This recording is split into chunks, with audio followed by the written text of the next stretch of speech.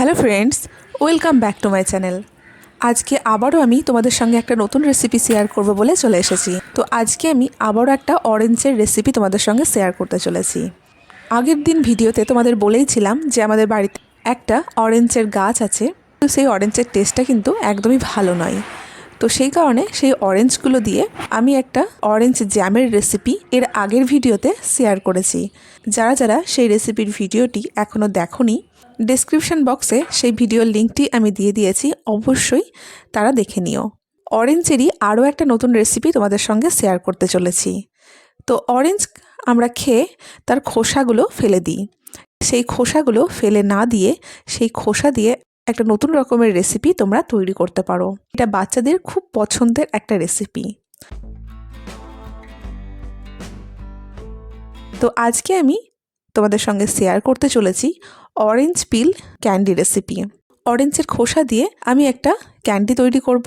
অরেঞ্জের জ্যাম রেসিপিটি যে অরেঞ্জগুলো দিয়ে তৈরি করেছিলাম, সেই খোসাগুলো দিয়ে আমি কিভাবে ক্যান্ডি তৈরি করছি সেটা জানার জন্য পুরো ভিডিওটি শেষ পর্যন্ত দেখতে থাকুন। তো অরেঞ্জের খোসাগুলোকে ছাড়িয়ে নিয়ে খোসার ভেতরে যে এই সাদা অংশটা রয়েছে, সেই সাদা অংশটাকে আমি এইভাবে ফেলে দেব।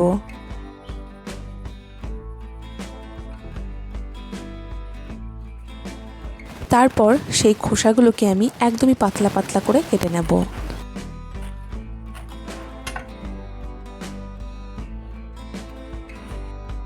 তো তোমরা দেখতে পাচ্ছ অরেঞ্জের খোসাগুলোকে আমি একদমই পাতলা পাতলা করে কেটে নিয়েছি। এবার এই খোসাগুলোকে একটু বয়েল করে নেব।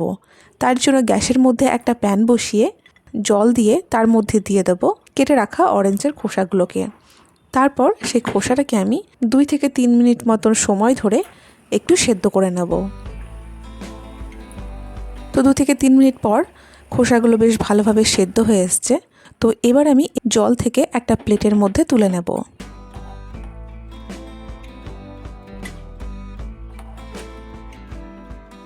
তারপর এই খোসাগুলোকে আমি ভালোভাবে ঠান্ডা করে নেব।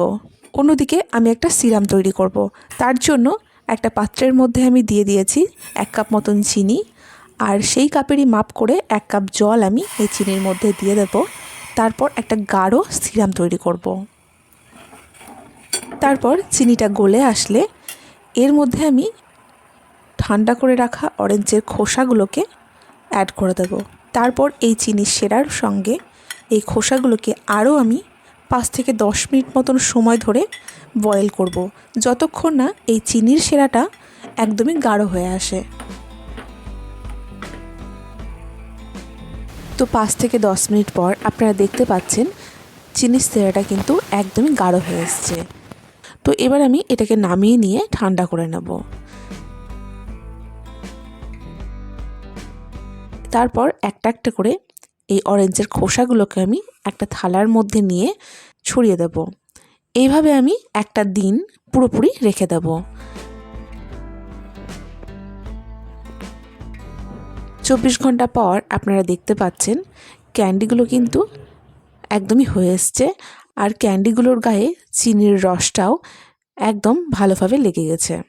আরও একটু টেস্টি করার জন্য কিছুটা পরিমাণ চিনির গুঁড়ো নিয়ে নিয়েছি। চিনি গুঁড়োর মধ্যে আমি এই ক্যান্ডিগুলোকে একটা একটা করে দিয়ে তার গায়ে খুব ভালোভাবে চিনির গুঁড়োটা লাগিয়ে নেব। চিনির গুঁড়োটা যদি আমি এইভাবে লাগিয়ে নিই, তবে ক্যান্ডিগুলো অনেক দিন খুব ভালো থাকে। তো এইভাবে আমি অরেঞ্জের খোসার ক্যান্ডিগুলো প্রস্তুত করে নিয়েছি। এবার আমি একটা জারের মধ্যে এই ক্যান্ডিগুলোকে ভরে সংরক্ষণ করে রাখবো।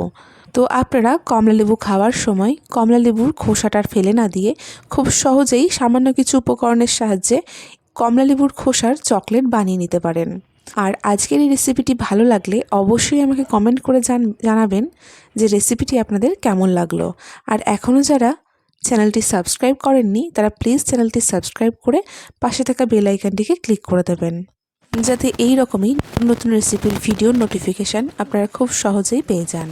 আজকের এই অরেঞ্জ পিলের ক্যান্ডির রেসিপিটি সম্পূর্ণ দেখার জন্য সকলকে অসংখ্য ধন্যবাদ। একটা